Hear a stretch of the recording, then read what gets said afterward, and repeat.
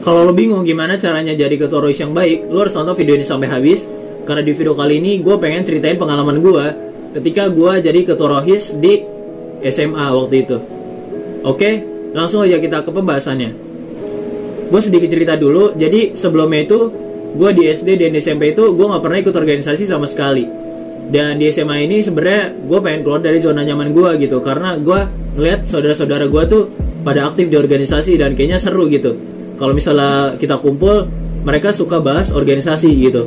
Dan akhirnya gue mencoba untuk keluar dari zona nyaman gue untuk ikut organisasi gitu. Awalnya sih gue niatnya pengen belajar aja gitu, kayak ngamatin dulu nih gimana kondisi kalau misalnya gue berorganisasi gitu.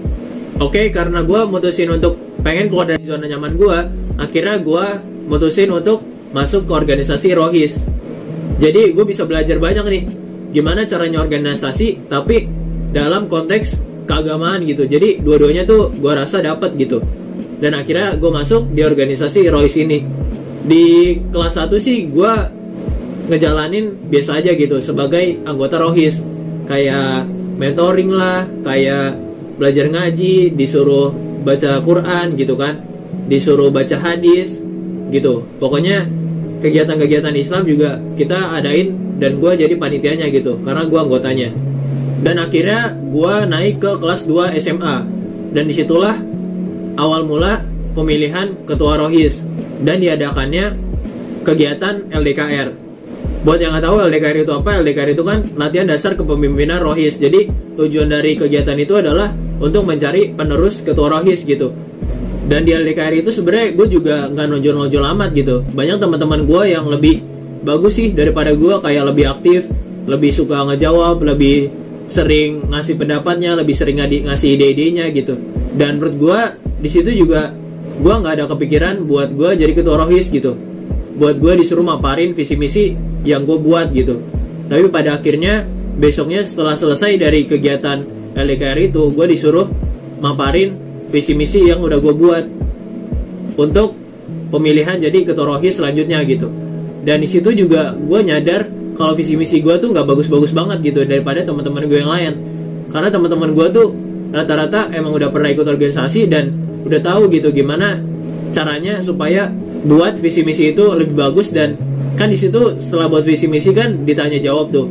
Nah, mereka tuh rata-rata yang udah pernah ikut organisasi, jawabnya tuh pada bagus-bagus banget gitu, kayak ngasih implementasinya dalam organisasi rohis itu. Sedangkan gue jawabnya juga karena gue masih baru, terus disuruh public speaking gitu, ditanya, ya gue jawabnya sambil tersendat-sendat gitu, kayak orang gugup aja sih, karena gue nggak biasa ngomong di depan umum gitu. Akhirnya setelah tanya jawab, barulah dia adakan diskusi kan ya, itu antara anggota, alumni sama pembina gitu.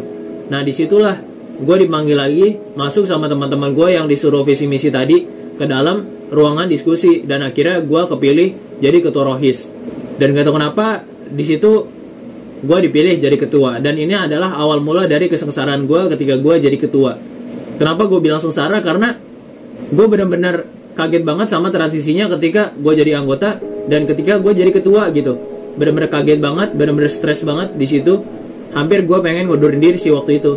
Gue udah bilang ke orang tua, mah aku udah nggak kuat jadi ketua rohis gitu, aku pengen ngundurin diri aja. Gue sampai sempet ngomong kayak gitu ke orang tua gue gitu, ke ibu gue. Terus kata ibu gue, ya udah jalanin aja gitu kan, disuruhnya gitu. Terus ya udah akhirnya karena gue anaknya berbakti, tidak mau melawan orang tua, mendengarkan nasihatnya, jadi akhirnya gue jalanin aja sih jadi ketua rohis gitu. Ya memang ya gue jalanin itu pokoknya penuh tekanan dia pokoknya. Sampai kelas 2 SMA itu nilai gue turun gitu.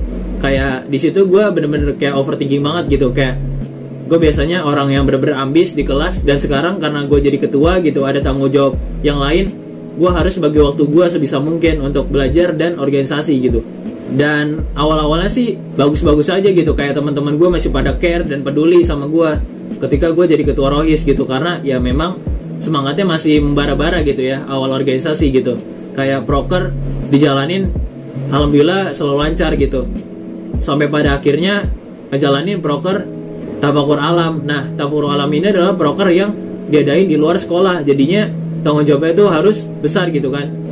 Nah permasalahan itu terjadi di proker ini gitu, awal mula permasalahan. Jadi di proker ini sebenarnya gue dan teman-teman gue udah matengin konsep itu, udah punya konsep yang bagus untuk proker ini, dan udah gue ajuin ke pembina gue gitu, dan akhirnya di ACC. Dan saat gue pengen matengin lagi konsepnya sama teman-teman gue biar bisa direalisasiin di acara nanti, dan saat itulah terjadi pergantian pembina gitu. Karena pergantian pembina ini akhirnya gue dan teman-teman gue ngajuin ulang tuh terkait konsepnya, konsep tawakal alam ini gitu, yang pengen diadain di luar sekolah. Nah akhirnya pembina tersebut gak setuju, dan teman-teman gue tuh termasuk ketua pelaksananya tuh kecewa gitu, karena konsep yang udah kita buat dan udah disetujui pembina sebelumnya malah ditolak sama pembina setelahnya gitu, setelah pergantian. Dan waktu itu udah mepet juga waktunya gitu, dan akhirnya di situ perdebatan mulai muncul gitu. Dan di sini juga alumni ngasih pendapatnya juga, kayak mereka tuh lebih setuju sama konsep yang pertama gitu, sedangkan pembina pengennya konsep itu diganti gitu. Dan di sini kan gue sebagai ketua ya gitu, gue harus bisa menengahi antara kedua belah pihak gitu. Tapi mereka itu susah banget buat ketemu gitu, sekali ketemu juga yang nggak bisa selesai gitu masalahnya. Kayak ketemu juga sebentar doang, terus habis itu bukannya bahas permasalahannya malah nggak ada yang dibahas apa-apa gitu, cuma sapa-sapaan doang gitu kan.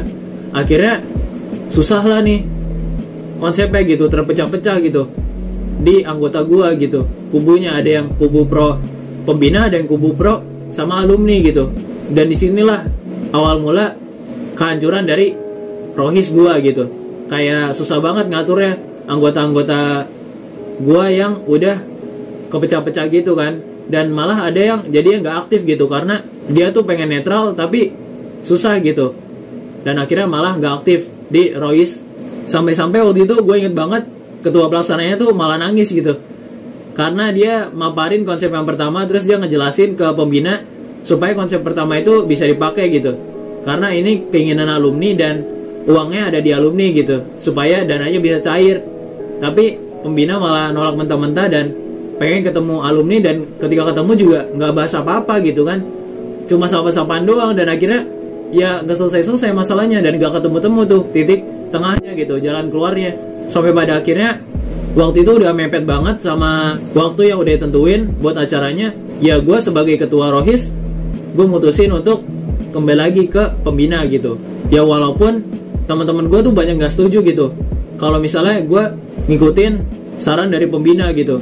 Kayak mereka tuh lebih setuju kalau misalnya tetap mempertahankan konsep yang awal gitu, konsep pertama yang udah disetujui sama pembina sebelumnya dan sama alumni. Dan di situ pertimbangan gue adalah kenapa gue milih konsep yang disuruh ganti sama pembina yang baru, karena ya secara struktural pembina itu kan ada di atasnya gue gitu kan, di atasnya ketua rohis. Jadi mau gak mau kalau misalnya kita pengen jalanin proker tersebut harus ada persetujuan dari beliau gitu, sebelum akhirnya kita minta persetujuan ke kepala sekolah dan kesiswaan gitu. Gitu sih, makanya waktu itu gue milih untuk lebih setuju ke konsep yang disuruh ganti sama pembina gitu. Gue mikirnya daripada proker ini gak jalan, ya udah deh gak apa-apa ngalah gitu. Dan disitulah teman-teman gue tuh mulai pada gak respect sama gue, karena gue lebih dukung pembina gitu. Ya gue sih bingung gitu kan, gimana kondisi saat itu kalau misalnya gue tetap kekeh ngikutin arahan dari pembina, ya proker itu nggak bakalan jalan gitu. Tapi di satu sisi kalau misalnya gue ikutin juga, ya memang teman-teman gue tuh jadi nggak respect sama gue gitu. Ya memang itulah resikonya gitu, kita harus milih salah satunya. Ya karena gue pengen proker ini tetap jalan, dan rohis juga nggak nanggung malu yang besar banget karena udah gencar-gencarnya promosiin tabakur alam ini dan ternyata nggak jadi gitu kan malu banget gitu. Nah makanya gue pengen menjaga image rohis gue, dan akhirnya gue pilih keputusan disuruh ganti oleh pembina gitu. Dan di situ alumni juga marah sama gue gitu kan, marah sama pembinanya, karena yang mereka setujuin itu konsep yang awal gitu, bukan konsep yang udah diubah. Dan itu masalah yang terbesar menurut gue gitu, soalnya itu kita sebagai ketua rohis tuh bingung banget, kita harus milih yang mana gitu. Dan sampai titik akhirnya gue milih ngikutin untuk ngubah jadwalnya gitu, ngubah konsepnya sesuai dengan apa kata pembina. Dan di sini pembinanya juga keras sih. Jadi gue juga kalau misalnya ngasih usulan gue juga ya susah banget buat diterima gitu. Dan pada akhirnya usulan beliau lah yang selalu menjadi dasar dari proker-proker yang gue jalanin gitu. Dan kalau misalnya gue nggak ikutin gitu sama teman-teman gue yang dipanggil dan gue yang dimarahin gitu. Ya memang sih beliau minta untuk ngasih usulan gitu, ngasih pendapat. Tapi kalau misalnya gue kasih dan beliau akhirnya nyanggah juga gitu, kayak gue minta hari ini alasannya ini, tapi beliau juga nyanggah gitu, pengennya hari ini alasannya begini, dan akhirnya beliau suruh gue untuk setujuin apa yang beliau minta gitu. Kayak sia-sia aja gitu. Teman gue pun juga sama, akhirnya satu persatu mulai hilang gitu. Keanggotaan Rohis juga lama-lama mulai sedikit gitu. Dan sebenarnya pembina gue tuh nyadarin gitu, anggota Rohis semakin lama semakin sedikit gitu. Tapi ya beliau tetap kekeh gitu sama pendirian beliau gitu. Kayak keinginannya tuh harus selalu dipenuhin. Pembina gue bilang kayak, gue sama teman-teman gue tuh nggak boleh hubungin alumni lagi gitu. Kayak alumni kan di luar struktur organisasi Rohis gitu, jadinya nggak ada sangkut pautnya nih sama Rohis gitu. Dan di situ pembina gue juga minta untuk cari pemateri yang bisa ngisi kegiatan-kegiatan dari Rohis gitu. Kayak mentoring nanti bakal diisi sama pemateri, bukan alumni lagi gitu. Jadi alumni tuh bener-bener kita nggak boleh ngontak lagi, nggak boleh hubungan lagi sama alumni gitu. Karena menurut beliau itu alumni itu banyak pengaruh yang negatif ya gitu. Kayak misalnya sekolah tutup kan jam 5 tuh ya. Nah di situ gue mentoring belum kelar dan akhirnya gue pindah ke masjid deket sekolah gue gitu.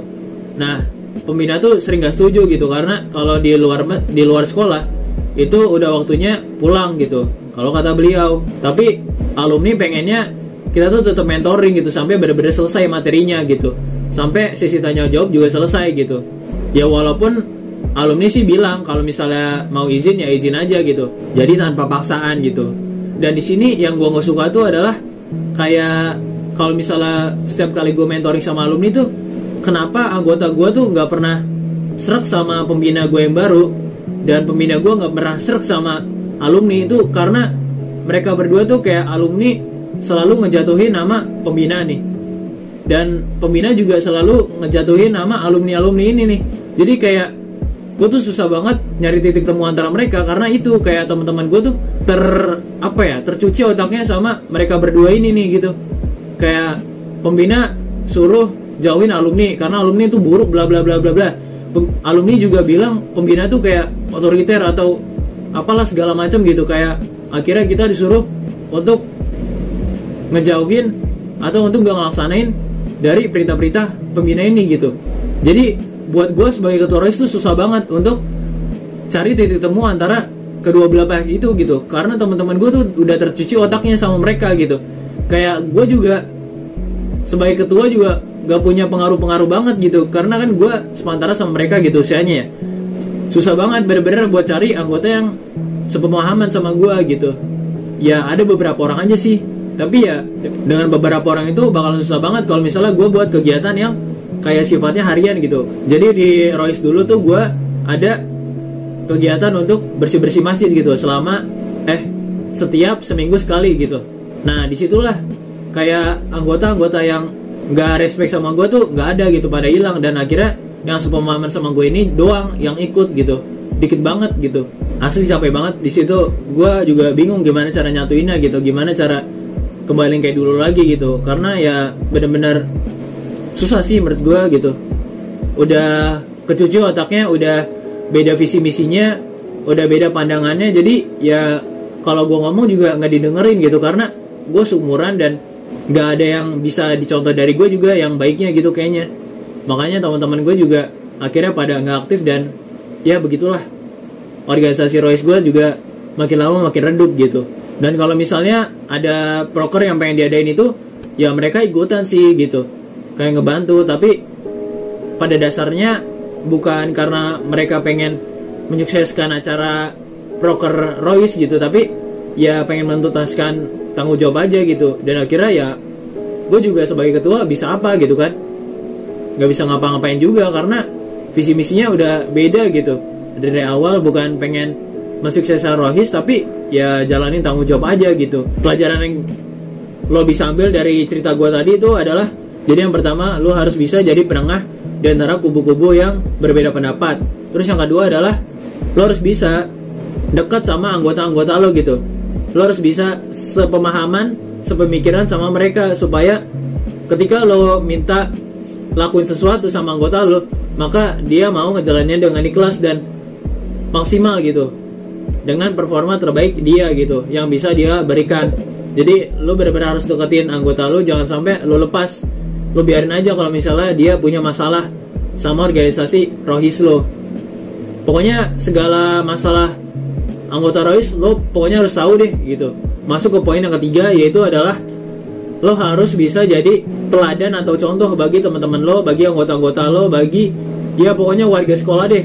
Kalau lo tuh ketua Rohis gitu, pokoknya lo harus good attitude dalam sekolah gitu. Ya terlepas kalau lo di luar sekolah lo gimana, bebas gitu, tapi dalam sekolah lo harus mencerminkan nama ketua Rohis itu bagus gitu, supaya lo bisa dilirik, supaya lo bisa direspek sama mereka-mereka gitu. Jadi apa yang lo lakuin, apa yang lo minta, apa yang lo kerjain itu harus bagus di mata mereka gitu. Terus yang keempat adalah lo harus bisa pinter-pinter nutupin aib lo gitu. Kayak lo misalnya punya aib, lo tuh emosian orangnya gitu, kayak gue gitu, emosian orangnya.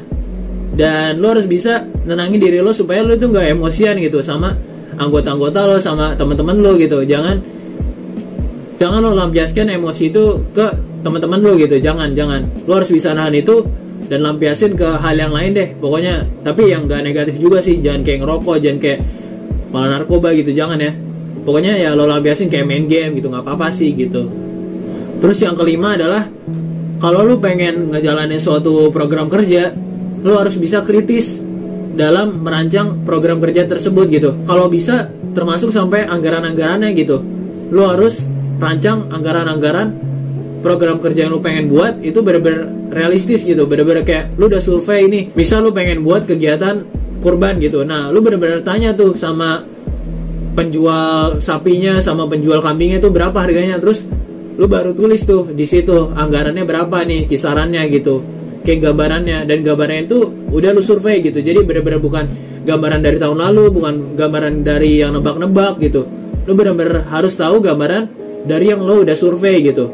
Dan kritis ini sih kuncinya adalah 5W plus 1H gitu. Terus planning yang lo buat tuh jangan sampai punya satu konsep aja gitu. Lo harus siapin beberapa konsep yang kalau misalnya konsep satu gagal, lo bisa terapin konsep kedua gagal sampai konsep ketiga gitu. Ya minimal 3 konsep lah lo harus sediain gitu, supaya kalau misalnya ganti konsep lo gak kaget-kaget banget gitu. Terus yang keenam adalah kalau lo jadi ketua Rohis, lo tuh harus bisa balance gitu antara organisasi sama sikap gitu. Yang tadi gue bilang kan, ketua Rohis itu harus bisa mencerminkan sikap yang baik bagi teman-temannya, bagi siswa-siswi SMA gitu yang ada di sekolah lo gitu. Nah, lo harus bisa balance tuh ada antara organisasi sama sikapnya. Percuma juga kalau misalnya sikapnya bagus, organisasinya hancur, ntar kayak gue gitu, gak ada yang mau jalanin proker, dan akhirnya proker itu gak maksimal, dan akhirnya tujuannya cuma apa, nutasin tanggung jawab gitu, kan jelek banget gitu kan tujuannya. Nah makanya lo harus seimbangin antara organisasi sama kepribadian lo gitu. Ya pokoknya itu aja sih pengalaman yang gue bisa bagiin pada video kali ini. Semoga video ini bisa membantu lo. Kalau misalnya lo masih ada pertanyaan, tulis aja di kolom komen di bawah. See you in the next video, insyaallah. Bye.